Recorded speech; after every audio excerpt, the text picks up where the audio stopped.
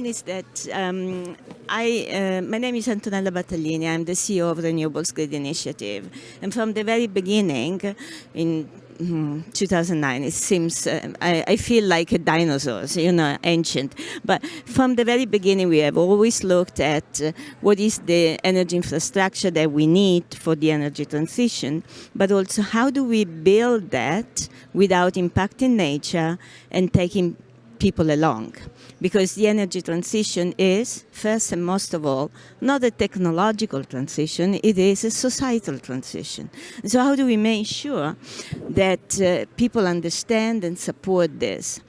And in the course of the years, it has become more and more clear that actually, if we do not create local benefits, while we build this massive amount of infrastructure, we will never be able to build all we need.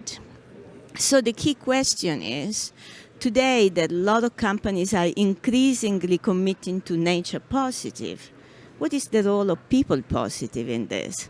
And I tend to believe that if we don't understand and deliver people positive, whatever it is, we will never be able to be nature positive and not even do the energy transition. So we wanted to have this round to discuss what does it mean to be people positive in today's world, in a very local context and in a very global context. Here everyone is talking about what I call bullshit bingo, very big statements, but how does it boil down to reality? How does it boil down for you and me and you? What does it mean? And so the idea of making people positive a template for the world, I don't believe in it. And I would like really to harvest your ideas on what this is all about.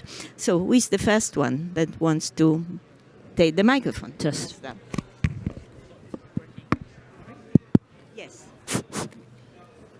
Okay, so starting off, can you hear me? Yes. Oh, great. So starting off, I think people positive for me is about creating environments and systems that prioritize dignity, prosperity for human beings first and foremost as they show up in the world. You have value as a human being before you do anything for the world. And that means then your value is not from an extractive point of view. It's not, what can I get out of you? That means, what you give is what bases your value to the world. You start off with a value of a human life first.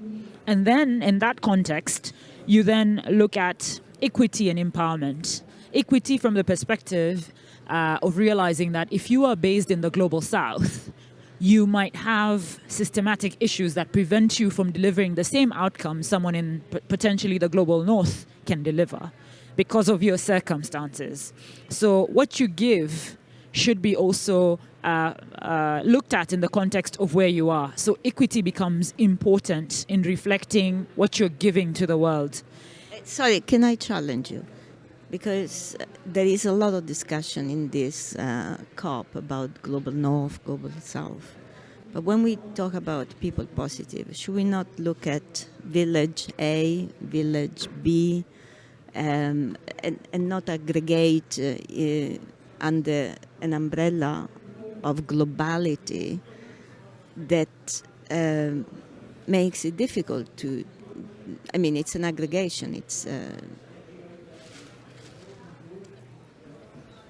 Okay.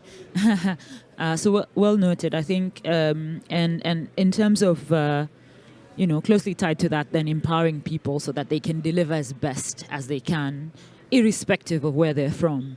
And so if I were to think about the 4 things that I would look at when it comes to people positive, I think the first thing is to empower these communities, being very clear that you're empowering them in the context of where they are, and then including their voices in conversations, in platforms, so that these platforms reflect also their experiences. And then thirdly, when we talk about sustainability, I find, at least with the built environment in the past, we look at assets, but we don't look at what are these cities being built for?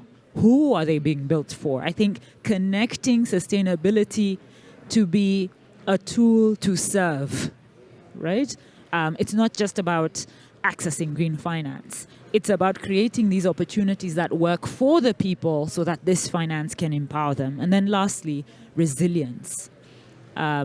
People positive means building in a way that puts people in a better place to respond and not react to adverse effects of changes in the market. Thank you.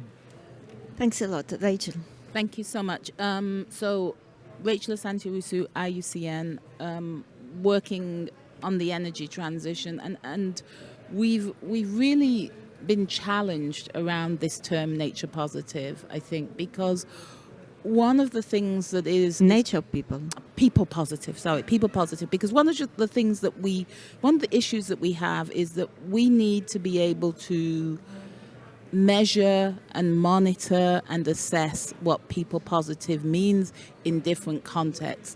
And it's a little bit like nature positive, only more complicated. So with, you come from climate where you're just measuring carbon to nature where you've got all these different aspects you've got to measure, and then people, which to my mind is even more complicated because you have different villages, different regions, but I think what we need to start doing is to try and find some general principles around the energy transition and nature positive, so that you see which are important to you, and you can assess yourselves against them. Because I do think that if we can't assess and monitor, then we won't really tackle it.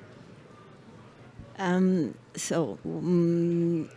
think I add something and then maybe pass the word to you, and we go around. The fact is that I think we are all familiar with the concept of basic needs. And I've been reflecting a lot on what are basic needs today in different environments, in different realities. And should we not come up maybe with an extended understanding of what a basic need is in today's world? Because if we want to refer to people positive, the first thing would be to meet these basic needs. So. It is horrible I'm going to do it without the headset. My reflection was on your point about how do we measure it. I guess coming from a health charity and a science-based health charity, our first thing would be actually human health is a great measure of lots of different policies. Like is the impact making people's lives better? And I think by making human health better, that's normally a good metric. And then just reflecting on a few conversations I've had over the last week is someone talked about reversing the telescope of COP. So it's obviously very top down, like we'll make the change and then it'll filter down to people on the ground. But actually I think to get climate action that's actually tangible and will deliver, it's actually about making people's lives better. And I think making them healthier, as you were mentioning, better homes, better energy, better access to energy. And I think the narrative has hit in that climate change is about sacrifice, it's about giving up things, whereas actually climate change can be about making people healthier, making a fairer world. So I don't know, for me the people-centered is just changing that focus and making it more that people-centered, community-centered, and actually the world in 20 years' time can be a lot more positive, and I think actually we don't sell that message. They were my reflections. Thank you very much, Ali. Then if you have ideas on how to measure, obviously, please. Thank you. This is a very interesting concept, and I think some of the measures that are, there's quite a lot of things that are missing in the metrics to measure what we really mean about nature positive. And I think maybe that's what... Nature people. Nature people. Which is exactly where we need to start, because the baseline will be where are the natural resources to support these livelihoods. And when you bring the two worlds together, which is talking about climate change and also biodiversity and also people, you got to really think hard about the natural resources and its availability, the biodiversity loss, the ecosystem services that are getting lost, people getting displaced because of these extreme climate change events. And obviously, energy as one of the key services for people becomes very critical. There are communities whose dependency on energy is huge, and there are those who, when we're doing all the transitions, it does have got a huge impact in terms of the work that we are doing. And yes, I agree, health is one of the very critical component of that. And it's central because the moment you start looking at the loss of or insecurity of, be it in terms of habitable environment, be it in terms of water or energy, those are very critical, and loss of ecosystems as well does. However, the question is, what are the basic needs of these communities? Do they need a sustainable, reliable source of natural resources, or also source of supply in terms of energy? What are the basic needs to meet their human requirements every single day? The next step becomes, how best do we really meet those priorities? Because we could be saying we are using top-down, bottom-up approach, and then the communities are looking at a transition a different way. And for them, what is transition? What is that they're transitioning to? What does it mean? And I think the metrics, the monitoring and assessment, and being able to engage with them in terms of those basic needs will be very critical. Lastly, the opportunities that comes with nature people. What are they? What does it look like? What enterprises are we setting up for better livelihoods that will then encompass some of these basic needs that are required? Because everybody sitting in a village now or anywhere in the world, they're thinking, well, we're going to get jobs in the next 5 years. With all these things that are changing, things that are happening, where are we going to get our natural resources? So I think those are some of the issues that communities will be actually reflecting on a daily basis. I actually wanted to share with you a small story. While I was young, we used to buy batteries, the PP10s or the PM10s, that after watching TV in the evening, tomorrow, the following day, you put it out in the sun, it gets recharged, and then the same following evening, you're actually using it. I keep on thinking, where is that technology? That was like old technology. I mean, the solar panels have been there for ages. And the efficiency is what we need to be working with, which is to meet the basic needs. But we are struggling because we are losing our natural resources at a faster rate, and that's the biggest challenge. Thank you. Okay, so summarizing a bit is people positive measuring a sense of security, which obviously takes different forms depending where you live. Probably is one important parameter, a sense of security. Security for the future, security for watching TV at night, but also security not to be displaced, security for having food for the kids and yourself and so on.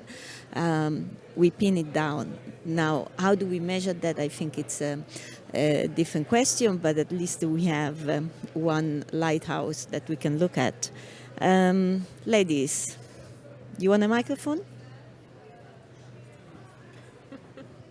Okay. Well, I'm an entrepreneur, and I'm working with women and young farmers in rural areas.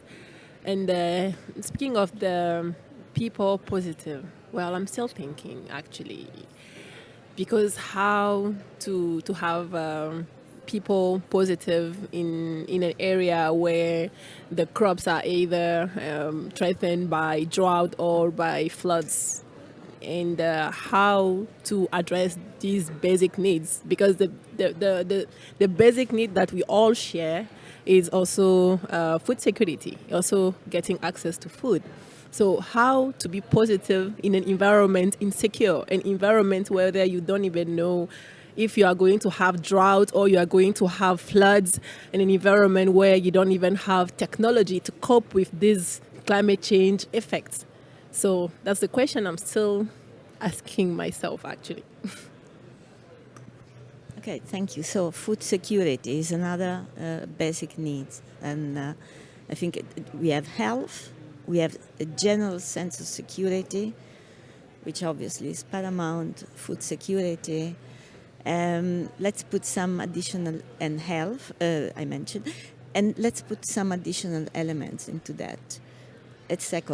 One second, which is whenever we build something, we build it with a purpose. You build an hospital because you want to welcome people and treat them. If you build, I don't know, a tractor, is because you want to use it in your fields. And when we build an energy plant or a wind park, we build it for energy. But can we not think how we use this build infrastructures to increase the security in an horizontal way, not only energy for energy security, but energy for much more than that. Rachel. So, as happens often with Antonella, she just takes what I'm about to say. She says 1 minute and then says it. But what I was thinking is what we need to think about are co-benefits and co-use, and how we attach the co-use from energy infrastructure, as you're saying, Antonella, to aspects that improve human well-being.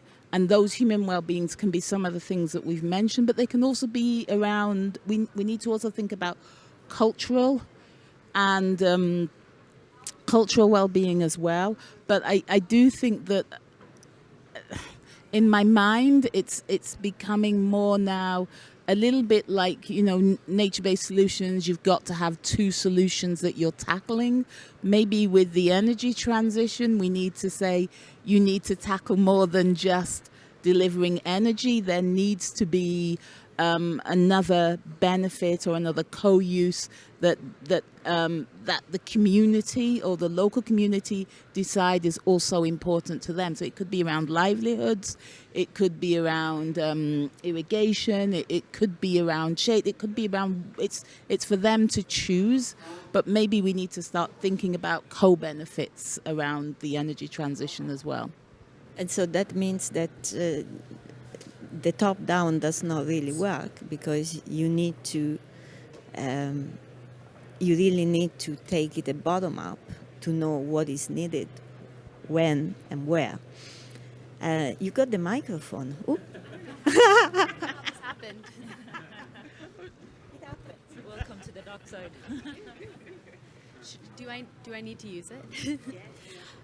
I've loved this conversation. This is really, really interesting, and I really enjoyed hearing what everyone's been saying. And I couldn't help but thinking one of the additional pillars to health and security was community. That's something I think is really critical. And I'm also thinking about working within existing community structures, and even I think there sometimes are. Like we have political leaders assigned in an area, but we also have cultural leaders and even the leadership structures within a family. So thinking about who you're working with and kind of the areas where power is concentrated, I think is important, and then how you can maybe distribute that power. In two ways, literally with energy, but also how can you empower people to live their lives in an easier way. So I'm thinking also about the Selco case mentioned at a talk earlier this week, which is it's a company in India that works directly in communities. And one of the things that they did that I thought was really interesting is they sent representatives to follow the people in this community and see how they live their everyday lives. And they were in the room with the midwife as they were delivering a baby, and in the fields at 3 a.m. For picking flowers. And they were just really watching how energy use was happening on the ground, and how you could just make the process that was already in place a little bit easier, but meet the very discrete need that was before them. So it was just instead of having to have a kerosene lantern while delivering the baby, you could have a battery powered lantern. And it's I think thinking about it almost makes me wonder if you can have such a if you can be prescriptive and think so big, when it seems like interventions really need to be specific and focused on a distinct community, I think, in order to be effective and to be like taken up. So I want to go back to Nasra, because that was about how do you move from up to down. And I think that it has been said multiple times, we need empowerment, but we also need bottom-up. We need engagement, meaningful engagement. And I want to share with you, and then we keep going around. There is people here that did not yet get the microphone.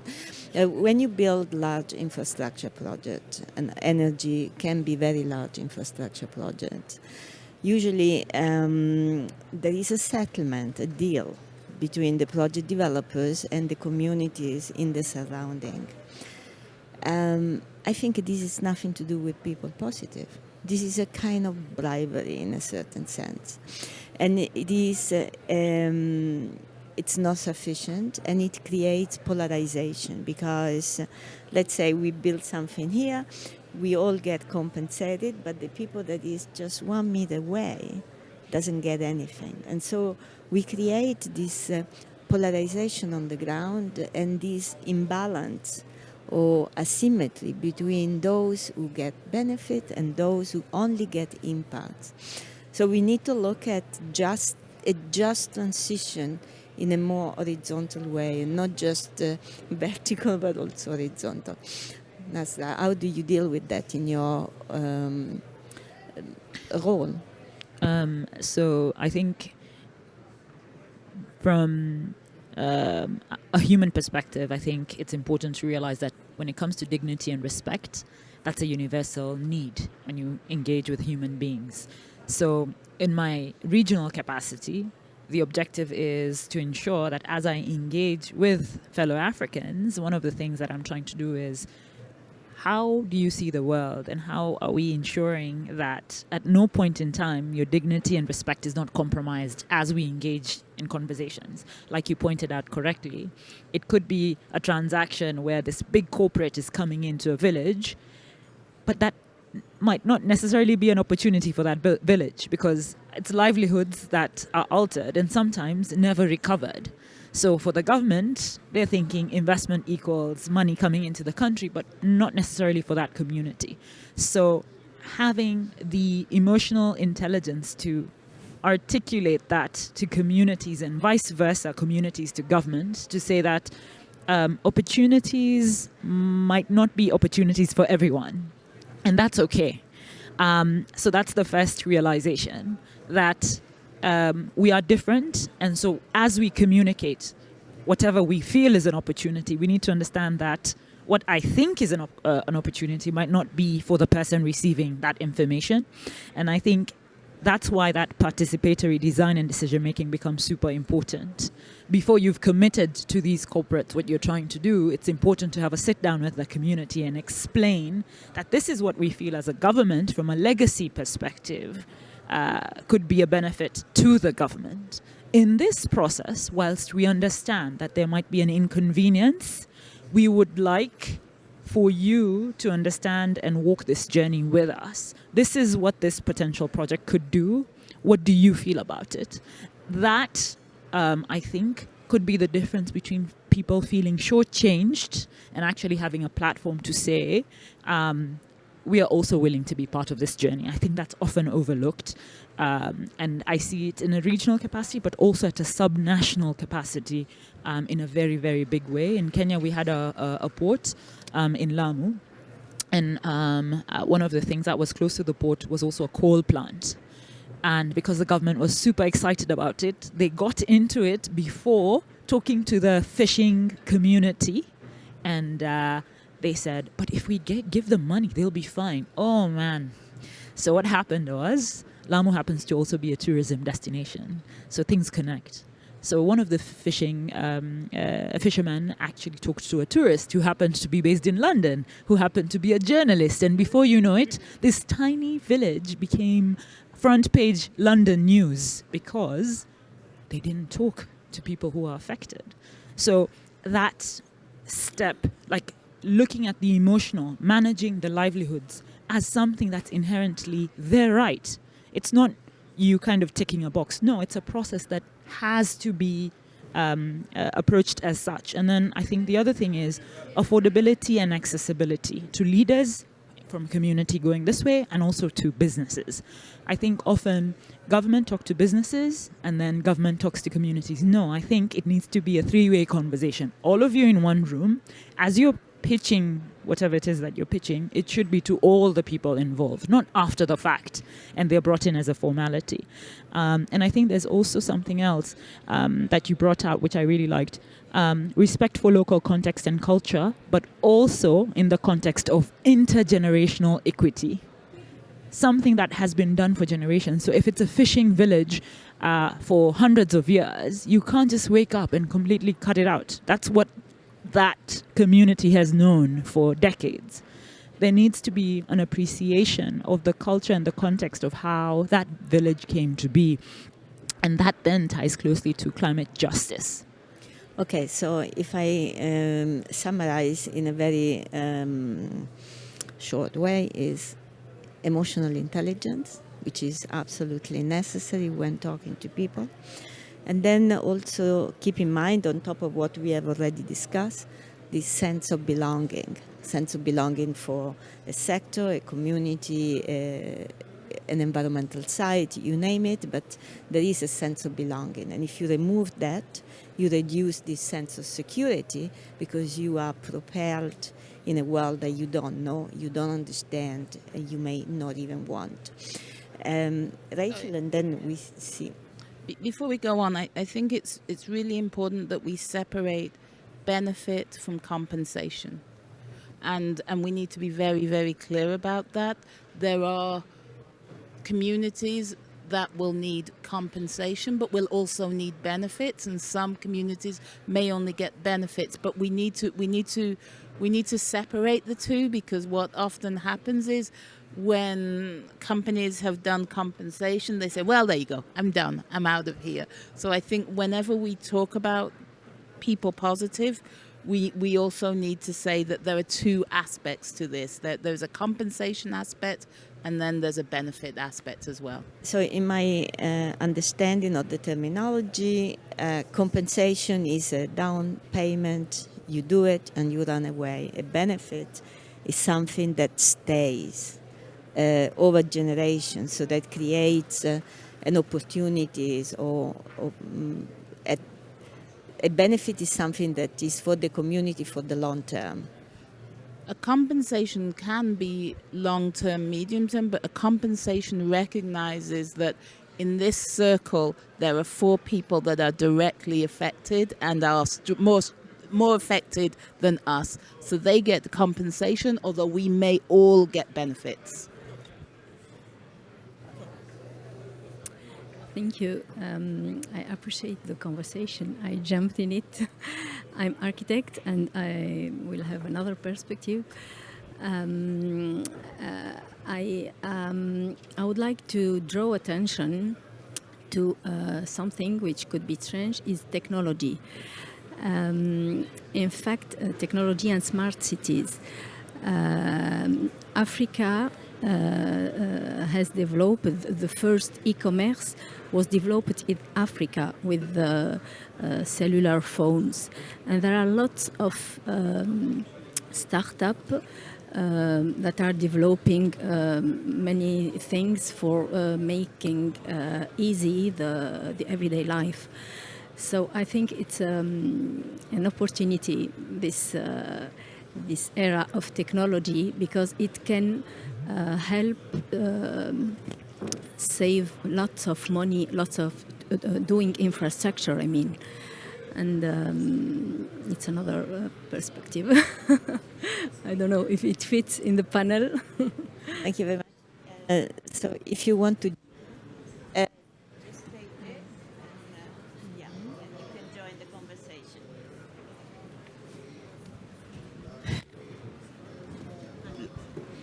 You want to talk? Can they go first? That's fine with me. You want to go first?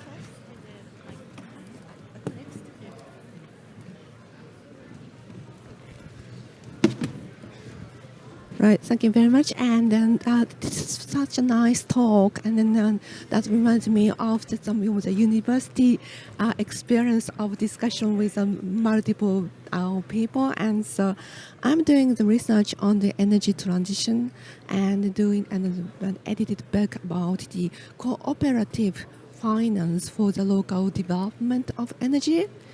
So basically looking at the Japanese case, because I'm from Japan, but the Japan seems to be known as a technology-driven country.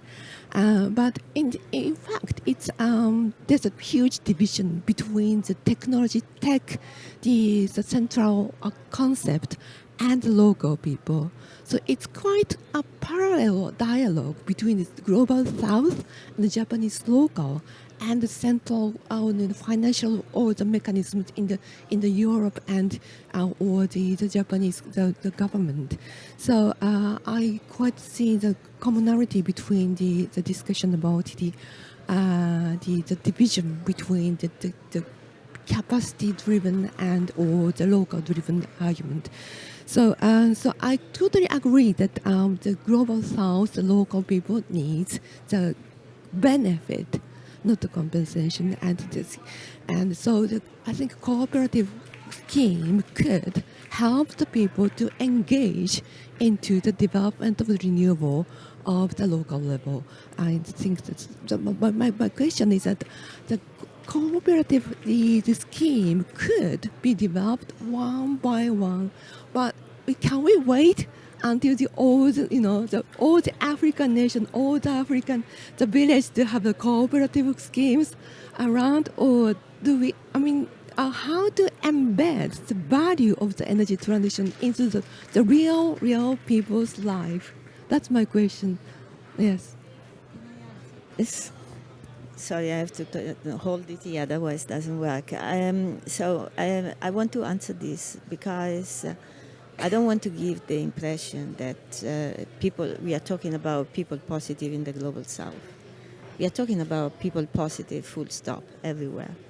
And we need it in the global north, probably much more than in the global south, because there are structures in the global south that we have lost in the north. And the energy transition needs to happen in the global north much more than in the south, because it's a different type of transition. So let's put this clear. But of course, what does it mean for... I live in Berlin, I'm Italian. What does it mean, people positive in Berlin, for an Italian who has been eradicated out of its own beautiful country into a cold climate, warming up, by the way. And for someone like Rachel, who's grown up in the UK, but she has origin from Africa, and she keeps traveling the world like a mad. So it's different concept. But we need to understand that there are similarities, and I think what we have mentioned here, this sense of belonging, security, health, food security, nature security, I think these are true for everybody of us, independently of where we are. But they translate in different actions. Because food security, when I go to the supermarket, it's very different than food security when you have to dig out your own potatoes in a field which is affected by drought. But the concept is the same. The reality is a bit different. Vale. Things. My last contribution to this is that the local context here matters the most. The local communities, the indigenous knowledge, the indigenous people, that context matters the most.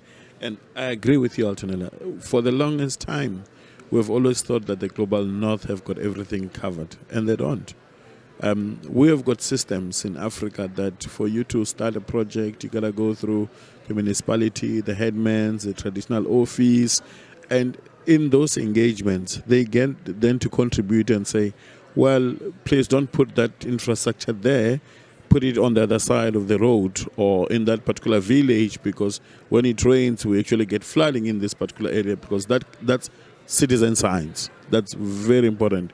And we know it's not well documented in many areas. And I frown upon sometimes when I see documents that says the state of adaptation in Africa.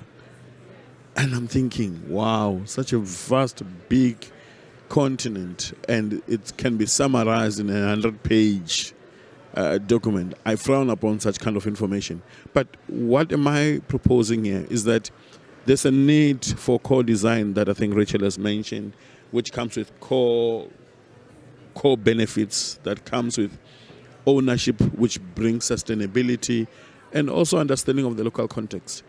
To my colleague from Welcome, so I didn't get your name again. Simon. Communities, they know the different kind of disease breakthroughs in different seasons. And I'm from Limpopo in South Africa. We know during the summer season, if we don't get malaria, we're going to get cholera, and we know those some of the burn rates in terms of where is that line of that breakthrough. So I think the local context plays a very big role. If we really want to do this right, I think let's be people-centric, let's be nature-centric, and also we define capacity building differently. It's another word that over the years it has lost meaning, because I don't know what that means any longer. We have people who do not value citizen science, but they think theoretical science is all that matters. Whereas citizen science could actually take us from point A to point B. Most of these communities, as much as they may not be as adaptive as we think they are not, because they don't have the science, the IPC science that they need, they've been there for ages. They've adapted to the climate change conditions. What they need at this time in point is that how do we then deal with the over-changing the rates in terms of frequency and intensity of some of these impacts. So I think let's put consultation at the center of this conversation. Let's put local context, citizen science, at the center of addressing and building a people-positive future, because it is here, it is intergenerational, it has to also go with the resources. What we are depleting today, if it's not there tomorrow, communities will be thinking, well, a good example, during COVID, we were introduced to plants that we thought were just common plants. And these plants were very important in terms of healing. And we see quite a lot of this as some of the knowledge that came out during the COVID period. So I think there's a greater importance of us building the programs or work that we're doing around people-centric, consultation, indigenous knowledge, and also citizen science. Thank you. So, people's knowledge. If we combine people's knowledge, community knowledge, indigenous knowledge with science, we can have a fantastic new opportunities. Now, we have some very young people there. People positive is also about you, because it is an intergenerational perspective. What do you think about it? First of all, hi, my name is Yanan. I'm from Azerbaijan, as my friends too. We actually wanted to listen your speech, your ideas, and what do you think about all this happening? Well, I think that it's great that you come and join. My recommendation to you is that once you have listened, speak out your mind. Learn to speak out your mind. Reflect, look at things with critical eyes. Because it doesn't matter what we do, we can always do it better. And this is the rule for all of us. Who wants the microphone? Here. Hi everybody, my name is Lamine Samake. I come from Mali, but I live in Senegal. I work there. I'm agronomist and I'm very interested on food. As you talk now, the issue of food is global, because everywhere we are, we need food. And we need also water. And I think water is in central of SDGs, and we need also to develop the capacity of all the countries to access to water. the issue of water is central. And sometimes I'm not feel good to see people they are talking about a lot of things without water. And for me, it's central for us. It's our future as young we are. And also, I think we need to protect that kind of resource, because without water, we cannot have forest, we cannot have food, we cannot have anything. And that's why I just want to share those kind of reflection and ask you if you can also more elaborate on that. Thank you. Well, I can only say that on top of food security, we also need water security. And this requires not only dedicated policies, but probably requires the commitment not to privatize water. Because water privatization is a trend globally. Water is at the core of health, but it is also the core of energy generation, because a lot of the power plants that we have today simply stop working if there is no cooling water. In Europe, we had this huge energy crisis, and people think that it was due to Russia invading Ukraine.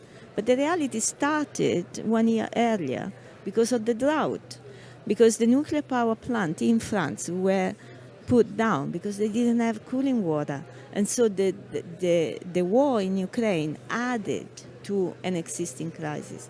So water is fundamental for health and security, because when you don't have water, what you do, you migrate, and you're going to step on someone else's house, and then you start fighting. And so it's the sense of peace and belonging that has to be maintained.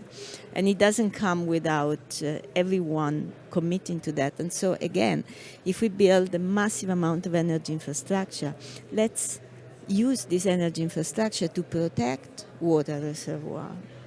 There is in Spain, one of our members actually started to do something really interesting, because while they built overhead lines or underground cables for transmitting electricity, they also repair pipes.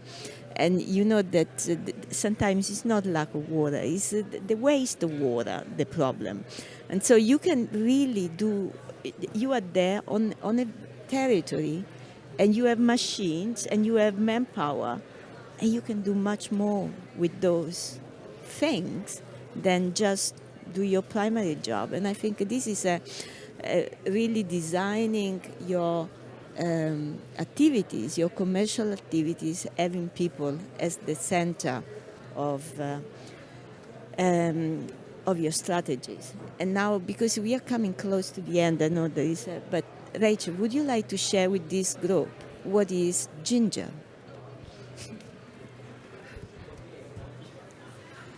Thank you so much. So last year at COP, Antonella and myself, we launched a global initiative, which is the Global Initiative for Nature, Grids and Renewables. And if I can put ginger in one sentence, it's around ensuring that the rapid increase or rapid transition to renewable energy, which we all want, is done in a way that is nature and people positive, and is done in a way in which we can monitor, assess and report the contributions towards nature and people positive actions. Because if you don't measure it, it doesn't get done. And so that, in a nutshell, is what ginger is. We come from different spheres. One is electrification, transmission lines. The other one is conservation. But I think we need these sorts of partnerships if we are really going to implement this climate-nature nexus. And so that, in a nutshell, is ginger. We have a website, and I would really invite you all to come to myself, come to Antonella, to get more information and to join and to participate as well, because the aim is to be open. We want to learn from everybody. We don't come here thinking we have the answers. We do not. I've learned so much in this 1 hour conversation, and I have ideas to write down about people positive to share, to get comments on, and that's how we need to work if we're going to improve things. Thank you. So from my side, I want to thank all of you. This round has been a bit like life, you know. You started small and then people started to come. It's very nice to see. For you young people from Azerbaijan, I would like to leave you with a recommendation because you're going still around here. It doesn't matter what the answers are. What really matters is the question you pose. So always pick the right question because otherwise the answer have no meaning. And to all the others, help us to define and measure nature and people positive. Come to us. And we are now moving to the Benelux Pavilion, where we talk about offshore wind and nature inclusive design. Thank you very much.